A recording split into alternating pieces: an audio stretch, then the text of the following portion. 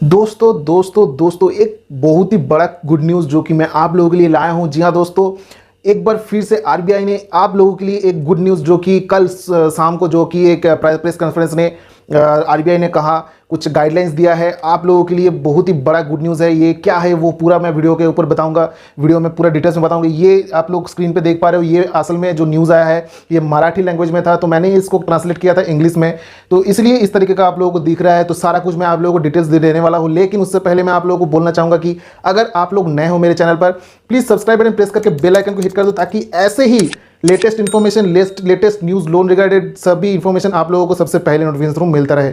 तो दोस्तों चलिए शुरू करते हैं। क्या है वो गुड न्यूज़, वो आप लोगों को सुनाने वाला हूँ। जी हाँ दोस्तों, ये सबसे बड़ा गुड न्यूज़ है। मतलब मुझे इतना खुशी हो रहा है ये बोलने के लिए, मतलब कब बोलूँ ये सोच रहा था कि कब मैं वीडियो बनाऊँ और कब मैं आप लोगों के साथ शेयर करूँ ये। तो ये कल शाम को जो है एक कॉन्फ्रेंस में ये ऐलान किया है, कुछ गाइडलाइंस आरबीआई ने बताया है। तो वो क्या है वो मैं आप लोगों को पढ़ के सुना देता हूँ। तो देखिए दोस्तों, यहाँ पे लिखा है new guidelines issued for institutions. नया गाइडलाइंस इशू कर चुका है अभी आरबीआई ने। इंस्टीट्यूशंस मतलब जो भी बैंक्स है, एनबीएफसीज है, उन लोगों को इंस्टीट्यूशंस बोला जाता है। तो क्या है वो मैं आप लोगों को पढ़ के सुनाता हूँ। RBI has issued guidelines for digital lending apps. According to the new guidelines, regulated institutions can't store borrowers data except for certain basic information.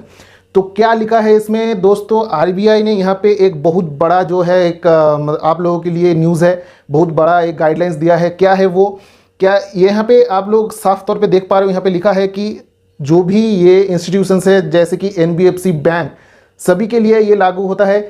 कोई भी अगर आप लोग लोन लेते हो या फिर लोन ले चुके हैं, आप लोगों का कोई भी डेटा वो लोग स्टोर नहीं कर सकता। सिंपल जो डेटा उन लोगों को चाहिए सिर्फ वही स्टोर कर सकता है, उससे ज़्यादा कोई भी डेटा स्टोर नहीं कर सकता है। ये अगर स्टोर करता है तो इन लोगों के ऊपर बहुत ज़्यादा एक्शन होने वाला है। कितने टाइम दिया है सारा कुछ मैं आप लोगों को बताऊंगा। तो देखिए यहाँ पे नेक्स्ट में चलता हूँ, यहाँ पे क्या लिखा है बाकी देखता हूँ। Also, biometric information may not be stored. These guidelines are issued for all lenders, including banks, to prevent misuse of borrowers' data. तो यहाँ पे साफ तौर पे लिखा है कि कोई भी बायोमेट्रिक, कोई भी आप लोगों का कोई भी इंफॉर्मेशन कुछ भी नहीं स्टोर कर सकता वो लोग, सिवाय कुछ बेसिक इंफॉर्मेशन जैसे कि नाम, एड्रेस या फिर आप लोगों का फ़ोन नंबर, वो सब आप लोगों का ले सकता है। बाकी आप लोगों का कॉन्टैक्ट डिटेल्स या फिर कुछ और गैलरी वगैरह कुछ और वो नहीं ले सकता है। साफ तौर से यहाँ पे बोल दिया है आरबीआई ने। According to the guidelines, the lending banks of financial institutions may store information such as customer's name, address, contact details, etc., which is necessary for processing and disbursing the loan and repaying the same. But borrowers' biometric information cannot be stored by digital lending apps. Simple तौर से यहाँ पे बता दिया गया है कि अगर कोई भी लोन लेता है या फिर जो लोन ले चुका है ऑलरेडी, उन लोगों का जो भी कॉन्टैक्ट डिटेल्स या फिर सारा कुछ जो भी डिटेल्स फ़ोन का उन लोगों के पास है, वो सारा कुछ उन लोगों को हटाना पड़ेगा। वो लोग नहीं रख सकते उनके सामने, उनके पास जो है नहीं रख सकता। सिर्फ और सिर्फ नाम, पता और कॉन्टैक्ट डिटेल्स सिर्फ रख सकता है, उससे ज़्यादा कुछ नहीं रख सकता। लोन डिसबर्स करने के टाइम पे या फिर जब आप लोन जो रिपेमेंट करने के टाइम पे जो भी प्रोसेस वो लोग करेगा, सिर्फ और सिर्फ जो है यही इंफॉर्मेशन से आप लोगों के पास से जो कि ये कर सकता है। बहुत बड़ा एक झटका जो कि दिया है उन लोगों के लिए, तो हम लोगों के लिए बहुत बड़ा खुशखबरी है। The guidelines issued by the RBI covered all regulated commercial banks, primary, urban, cooperative banks, state cooperative banks, district, central cooperative banks, and non-banking financial companies, including housing finance companies. तो ये सभी बैंकों के ऊपर लागू होता है, जैसे कि यहाँ पे लिखा है urban cooperative bank, state cooperative banks, district central cooperative banks और नॉन बैंकिंग फाइनेंशियल कंपनीज जो एनबीएफसी है, इंक्लूडिंग होम फाइनेंस कंपनी जो भी है, हाउसिंग फाइनेंस कंपनीज जो है, सभी पे लागू होता है ये।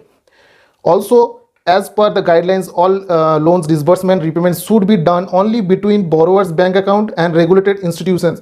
The regulated entity must ensure that disbursement are not made to third party accounts. जैसे कि आप लोगों को कुछ दिन पहले से मतलब कुछ न्यूज़ मिल रहा था कि आप लोगों का जो भी अकाउंट, मतलब जो भी डिसबर्समेंट हो रहा था वो थर्ड पार्टी अकाउंट से लिंक हो रहा था, या फिर ऐसा कुछ हो रहा था कि थर्ड पार्टी इंक्लूड हो रहा था उसमें।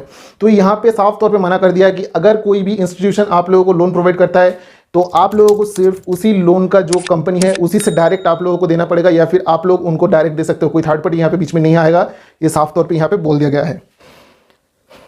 तो ये न्यूज़ अभी तक हिंदी में नहीं मिला है, अभी तक ये मराठी में ही मिला है। तो ये ट्रांसलेट करने के बाद मैं आप लोगों के सामने ला रहा हूँ। न्यूज़ है जो कि आप लोगों के लिए सच में गुड न्यूज़ होने वाला है ये न्यूज़। तो आप लोगों को क्या करना है, सिंपल स्टेप करना है, कुछ नहीं करना है, सिर्फ आप लोग एक सब्सक्राइब बटन प्रेस करके बेल आइकन को प्रेस करना है। बाकी सब आप लोगों को पता ही है बाकी क्या करना है। तो ये करने से आप लोग इस तरीके का न्यूज़ सबसे पहले आपको मिल जाएगा।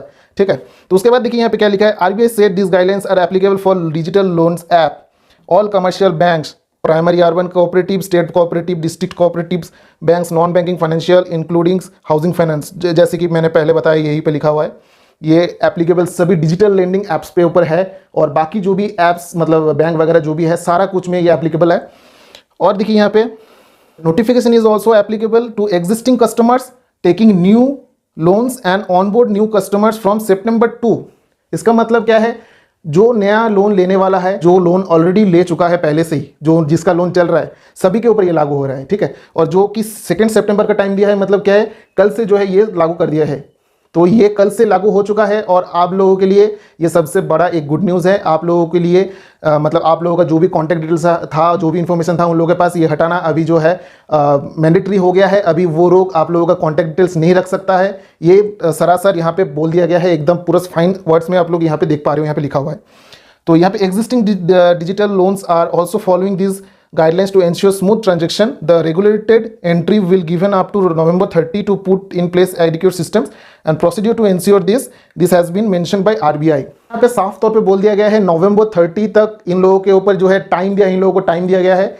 सारा कुछ जो भी डिटेल्स है नवंबर 30 तक इन लोगों को हटाना पड़ेगा और आरबीआई के जो गाइडलाइंस है मानना पड़ेगा। दोस्तों ये सबसे बड़ा, अब तक का सबसे बड़ा एक न्यूज़ आरबीआई की तरफ से आया है, और ये आप लोगों के लिए बहुत ही इंफॉर्मेटिव वीडियो है। आप लोगों को जान के शायद होगा, आप लोग खुश हो रहे होंगे आप लोग। दोस्तों अगर आप लोगों को इन्फॉर्मेशन अच्छा लगा तो प्लीज़ मेरे वीडियो को लाइक करें, दोस्तों के साथ शेयर करें, सब्सक्राइब बटन प्रेस करना ना भूले। तब तक के लिए tata bye bye, take care, जय हिंद, जय भारत।